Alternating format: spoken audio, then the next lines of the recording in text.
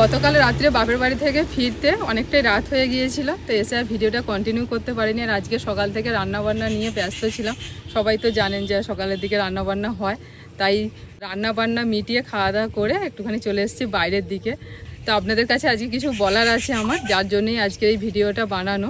অনেকদিন আগে আমি কয়েকটা প্রশ্ন উত্তরের ভিডিও করেছিলাম, তো সেখানে কিছু নেগেটিভ কমেন্টের উত্তর দিয়েছিলাম। সেখানে অনেকেই কমেন্ট করেছিলেন যে দেখো কৃষ্ণা, এই সোশ্যাল মিডিয়াতে ভিডিও বানাতে গেলে অনেক কিছু খারাপ জিনিস শুনতে হয়, সেগুলোতে কান দেবে না, কারণ আমরা তোমাকে ভালোবাসি তাই বলছি কথাটা।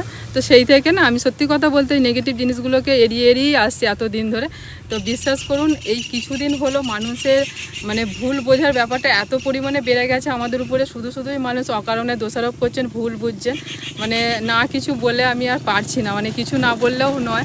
যদিও যারা এই নেগেটিভ কমেন্টগুলো করছেন তাদের সংখ্যা খুব বেশি নয়, কিন্তু তারা আমার প্রতিটা ভিডিওতে মানে কিছুদিন যাবৎ সব সময় নেগেটিভ কমেন্ট করেই যাচ্ছেন। যেরকম ভিডিওই আমি বানাচ্ছি, রান্নার ভিডিওতে গিয়েও এবং ব্লগ চ্যানেলেতে গিয়েও সব ভিডিওতেই নেগেটিভ কমেন্ট করেই যাচ্ছেন। তো তাদেরকে বলছি, দেখুন আমার ছোটোবেলা থেকে প্রায় আমার 20 বছর বয়স পর্যন্ত এমন আমাদের সময় গেছে, মানে খুবই অভাব অনটনের মধ্যে আমি মানুষ হয়েছি, বড় হয়েছি।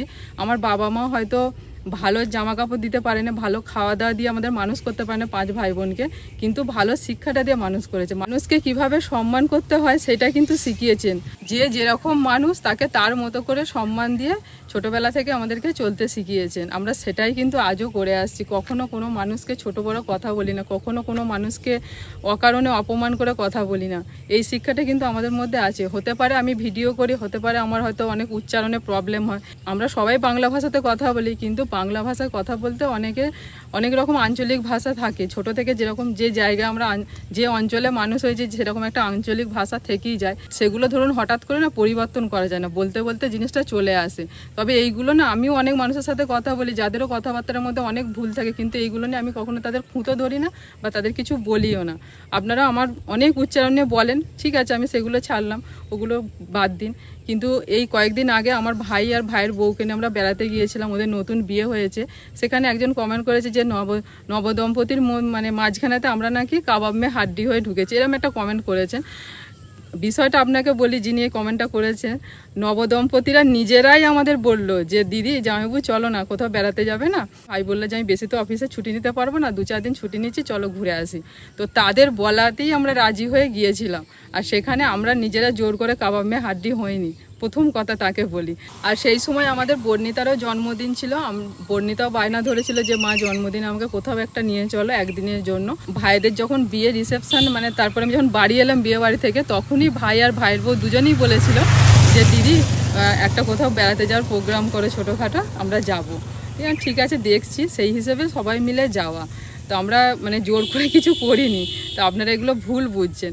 আরেকটা কথা, যে কয়েকদিন আগে দেখছি সুমিতার ভিডিওতে সুমিতাকেও সবাই অনেক বলেছেন যে ননদের সঙ্গে সম্পর্ক শেষ হয়ে গেলে হ্যান তেন। এটা নিয়ে সুমিতা একটা ভিডিও বানিয়েছে, আমি দেখলাম। সম্পর্ক আমাদের সম্পর্ক ঠিকই আছে, আমাদের সম্পর্ক শেষ হয়নি। আর আমাদের সম্পর্কের মধ্যে কি বলুন তো, আপনারাই নেগেটিভ কমেন্ট করে আপনারাই জিনিসটাকে জটিল পাকিয়ে ফেলছেন নিজেদের মধ্যে নিজেরাই। আমাদের সব কিছু একদম ওকে আছে, ঠিক আছে। কিছুদিন আগে সুমিতা বাপের বাড়ি গিয়েছিল, বাপের বাড়ি থেকে এখন ফিরেছে। আর আমিও গিয়েছিলাম বাপের বাড়ি, মানে আমি গিয়েছিলাম তখন সুমিতা আসেনি, তার পরের দিনেও ফিরেছে। ভাই তখন ওকে আনতে গিয়েছিল। আমাদের একদম সব ঠিকঠাক আছে, ননদ ভাজা, আমাদের কোনো অসুবিধা হয়নি। শুধু মেয়েটার মনেতে কি বলুন তো আপনারা, সে একটু করে বিষ ঢেলে দিচ্ছেন, সংসারে অশান্তি লাগিয়ে দিচ্ছেন। এখান থেকে বোঝা যাচ্ছে আপনাদের কমেন্ট দেখে যে আপনারা কীরকম, মানে আমাদের নিজেদের মধ্যে ঝামেলা লাগাচ্ছেন, মানে নিজেদের সংসারে কী অবস্থা চলছে বুঝতেই পারছেন। আর একটা কথায় আসি, বর্ণিতার বাবা আমাদের লাস্ট যে ব্লগটা ছাড়া হয়েছে দারিংবাড়ি, সেখানেতে বর্ণিতার বাবা অনেক কিছু এক্সপ্লেন করেছে। দেখুন, বেড়াতে গেলে বিভিন্ন জায়গা, সত্যি কথা দারিংবাড়িটা আমাদের কাছে নতুন, আপনারা হয়তো অনেকেই গেছেন।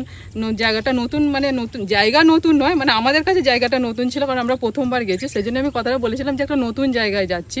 দারিংবাড়ির ভিডিও দেখে অনেকেই বলেছেন যে বড্ড বেশি বকবক করছে লোকটা, এরকম করে বলেছে, মানে আরও এভাবে বলেছে। তো আমি মানে হালকা করে বললাম। তো তো যাই হোক, একটা জায়গায় বেড়াতে গেলে সেখানে সম্বন্ধে আমি যদি না ডিটেলসে আপনাদেরকে বলি, আপনারা ভিডিও দেখে কেউ যদি যেতে চান তাহলে যাবেন কিভাবে। আমাদের অভিজ্ঞতা থেকে আমরা যতটা পেরেছি আপনাদেরকে একটু বুঝিয়ে বলার চেষ্টা করেছি যে এই জায়গায় এটা আছে এটা আছে। এবার না কথা বললে কি করে বোঝাবো আপনাদেরকে, মুখ বন্ধ রেখে তো কিছু বোঝানো যায় না। তার সাপোর্টে একজন বলেছেন হ্যাঁ বাচ্চাটাও হয়েছে ওই রকম ধরা বাপের মতো বড্ড বক বক করে। দেখুন একটা দুধের শিশু, বুবলুর এই মাত্র 3.5 বছর বয়স, ওরা তো এখন তোতা পাখির জাত। কথাতেই আছে যে বাচ্চারা পাখির জাত, ওরা যত বড় হবে যত কথা বলবে ওদের শেখার আগ্রহ বাড়বে, ওরা অনেক কিছু জানতে চাইবে, এটাই তো স্বাভাবিক। বাচ্চারা তো কথা বলবেই, সেই বাচ্চারাকে পর্যন্ত টেনে এরকমভাবে আপনারা কথা বলছেন, মানে কীরকম আপনাদের মেন্টালিটি, মানে আমি ভাবতে পারছি না যে একটা ছোট বাচ্চাকে এদিকে আবার বর্ণিতা কম কথা বলে, সেটা নিয়েও মানুষের প্রবলেম। বড় মেয়েটা কথা বলে না, কীরকম মুখটা করে থাকে। হ্যাঁ আমার বড় মেয়ে শান্তশিষ্ট, ও কি বলুন তো ক্যামেরার বাইরে ভীষণ ছটপটে, বাড়িতে যে ও কীরকমভাবে থাকে, ও একটু ইংলিশ গান শুনতে ভালোবাসে, মানে মাইকেল জ্যাকসন ভক্ত, সেটা অনেকেই জানে, সেটা নিয়েও আপনাদের অসুবিধা দিয়ে বলছেন। দিয়ে ও বর্ণিতা একটু ভিডিওতে যখন ক্যামেরা চালু হয় তখন ও একটু চুপ হয়ে যায়, ও ক্যামেরার সামনে অতটা অ্যাক্টিভিটি করতে পারে না। কিন্তু বুবলুটা একটু ছটপটে, সে ওই ছটপটে হলেও দোষ, আবার শান্ত হলেও দোষ, কোন দিকে যায় বলো। আর একটা কথা, আমি যখন ধরুন কোনো জায়গায় বেড়াতে যাওয়ার জন্য হয়তো 2-1টা জামা কাপড় কিনতে যাই, এরা কত কেনাকাটা করে, কেনাকাটার এদের শেষ নেই, প্রচুর টাকা করেছে ইউটিউব থেকে। যিনি এই কমেন্টটা করেছেন তাকে বলছি, ইউটিউব আমি একা করি না, কোটি কোটি লোক ইউটিউব করছে, ইউটিউব করে টাকা ইনকাম করছে, এবং সেই টাকা দিয়ে গাড়ি বাড়ি, আপনার হাতেও ফোন আছে। আমি আপনাকে পার্সোনালি বলছি, চাইলে আপনিও আজকে থেকে একটা চ্যানেল খুলে ফেলুন ইউটিউবেতে গিয়ে। আর এই চ্যানেল খোলাটা তো কোনো ম্যাটার, এটা সবাই পারবে, যে কেউ খুলে ফেলতে পারবে, এক্ষুনি খুলে ফেলুন। খুলে আপনিও ভিডিও করতে শুরু করে দিন, দেখবেন আপনিও গাদা গাদা টাকা ইনকাম করবেন, আমাদের মতো দেখবেন গাড়ি বাড়ি ঘোড়া সব কিছু করতে পারবেন, সব কিছু করতে পারবেন। আবার নেমে পড়ুন, আজকেই নেমে পড়ুন। আপনি আগে কাজে নামুন, তারপর বুঝতে পারবেন যে কাজটা করতে গেলে কতটা সমস্যার মুখোমুখি হতে হয় এবং কতটা প্রবলেম ফেস করতে হয়। আর কিছু যদি সমস্যা হয় আমাদের বাড়ি অবশ্যই চলে আসবেন, আমরা সব সময় হেল্প করার জন্য রাজি আছি। এটা কিন্তু আপনাদের সকলের জন্য নয়, আমি আলাদা করে কাউকে ডিফেম করতে চাইছি না। যারা পার্সোনালি এরকম কথাবার্তা বলেন আমি শুধু তাদের জন্য বলছি, তাদের নামটা আমি নিচ্ছি না। তো মানে আমার না সত্যি কথা বলতে শুনতে মানে একদম দেওয়ালে পিঠ ঠেকে গেছে, আমি ওই জন্য না বলে আর পারছি না এত পরিমাণে। আর তারপরে এই বেড়াতে যাওয়ার যে প্ল্যানিংটা, মানে বিশ্বাস করুন, কি বলবো, কি করে যে আপনাদের বিশ্বাস করাবো। আমরা বলেছি আপনারা প্রথম থেকে সব ভিডিওগুলো দেখবেন, হয়তো কোনো একটা ভিডিও মাঝখান থেকে দেখে ফট করে একটা কমেন্ট করে দিন, ওরকম উচিত না কোনো মানুষকে, না দেখে না বুঝে। আর মানুষ তো ইউটিউবে ভিডিও বানাচ্ছে, বহু মানুষ বহু রকমের কন্টেন্ট, মানে কত বাজে বাজে ভিডিও বানায়, কিন্তু আমরা যে ভিডিওগুলো বানাই যাতে পারিবারিকভাবে সবাই বসে দেখতে পারেন, এবং আমারও বাচ্চারা বড় হচ্ছে, তারাও ভবিষ্যতে দেখবে, তাদের যেন কখনো মনে হয় না যে মা এই জায়গাটা এরকম করেছে, তাদের যেন অপমানিত না হয়, তারা যেন এই অপমান বোধটা না করে। তো সেরকমভাবে সেই কথা মাথায় রেখে আমি ভিডিওগুলো বানাই। একটা থাম্বনেল দেখে 4টি কমেন্ট করে দিলেন, কি না সমুদ্রের পাড়েতে বর্ণিতা আমার হাতটা ধরে একটু এরকম করে আছে, ওখানটা কি হয়েছিল বলছি। একজন কমেন্ট করেছেন যে উদ্দাম নৃত্য সমুদ্রের মাঝখানেতে। তো বিষয়টা আপনাদের বলি, বাইরে গেলে আমি একটু চুড়িদার পরি, কারণ শাড়ি পরে বাচ্চা নিয়ে হ্যান্ডেল আমি করতে পারি না, খুবই অসুবিধায় হয়, খুবই অসুবিধা হয়। কারণ প্রথম যখন আমি বেড়াতে যেতাম শাড়ি নিয়ে যেতাম, তো তখন না শাড়ি নিয়ে আমার খুবই অসুবিধা, অনেক প্রবলেমে পড়েছি, যার জন্য বর্ণিতার বাবা আমার স্বামী আমাকে পারমিশন দিয়েছে, এবং শ্বশুর বাড়িতে শ্বশুরমশাই শাশুড়ি মা পিস শাশুড়ি সবাই বলেছেন যে তোমাকে শাড়ি নিয়ে যেতে হবে না, তুমি বাড়িতেই শাড়ি পরবে, তুমি বাইরে গেলে একটু চুড়িদারগুলো নিয়ে যাও। আর আমি যে চুড়িদারগুলো পরি এতটাই বাজে চুড়িদার পরি না যে আমার মানে খুবই দেখতে খারাপ লাগে। বড় বড় গাউনগুলো বর্ণিতার বাবাই আমাকে কিনে দেয় পছন্দ করে, তো আমি পরি। তো সেরকমই একটা জামা পরে সমুদ্রে গিয়েছিলাম, সমুদ্রে হাওয়াটা দিচ্ছে, হঠাৎ বর্ণিতা আমার হাতটা ধরে বলে মা এরকম পোজ দিয়ে একটা ছবি তুলবো। কোনো নাচ টাচ কিছু না, শুধু একটা ছবি তুলেছে, বর্ণিতার বাবা ওইটাকেই থাম্বনেল করে দিয়েছে। ও যখনই এটা করেছে তখনই আমাকে বললাম যে দেখো তুমি এটা দিচ্ছে তা লোকে ভুল ভাববে। ও বলছে না সেরকম কিছু খারাপ তো না, একটু মেয়েটার হাতটা ধরে মেয়েটা এরকম করেছে তুমি করেছে, এটা কি এমন আছে, একটা শুধু পোস্ট দিয়েছিলাম, একটা ছবি তুলেছে। পুরো ভিডিওটা ভালো করে দেখবেন তো যে ভিডিওটার মধ্যে কোন জায়গাতে এতটুকু নাচ আছে আমাদের মা মেয়ের, তারপর কমেন্টটা করে বলবেন এরকমভাবে। আর আমার স্বামীকে নিয়ে অনেক নানা রকম কথাবার্তা হয়, আমাদের বয়সের ডিফারেন্স নিয়ে অনেক কথাবার্তা হয়, সেটা বলি। দেখুন একজন লিখেছেন যে দিন দিন বুড়িটা আবার কচি হচ্ছে। 30-এর পর যদি কোনো মেয়েরা যদি বুড়ি হয়ে যায়, তাহলে আমি বলবো 30 বছরের পরেতে আমার সমবয়সী যারা আছে 30 পার করেছে, তো তাহলে সবাই বুড়ি, আমি একা কেন, তারা সবাই বুড়ি। আর 30 বছরের যারা ছেলেরা আছে তাহলে সবাই বুড়ো, তাহলে সরকারকে এবার তো আমরা বলতে হবে যে 30 বছর থেকে আমাদেরকে বার্ধক্য ভাতা দিন, 60 বছরে কেন নেব, 30এই নেব, 30 বছর আমরা বুড়ো হয়ে গেছি। যে অ্যাকাউন্ট থেকে আমাকে কমেন্টটা করা হয়েছে এবং যিনি করেছেন সেই অ্যাকাউন্টের ছবিটা দেখে আমার মনে হলো ওনার মোটামুটি 50 বছর বয়স হবে। তাহলে 50 বছর মানে 30 থেকে যদি বুড়ো বুড়ি হতে শুরু করে দেয়, তাহলে 50 মানে তো মোটামুটি শেষের দিকেই চলে এসছে, তাই তো? মানে ওনার কথা অনুযায়ী সেটাই তো হচ্ছে, তাই না? আপনারা সবাই বলবেন যে আমি ভুলটা কি বলছি। এরকম বাজে বাজে অনেক কমেন্ট আসছে।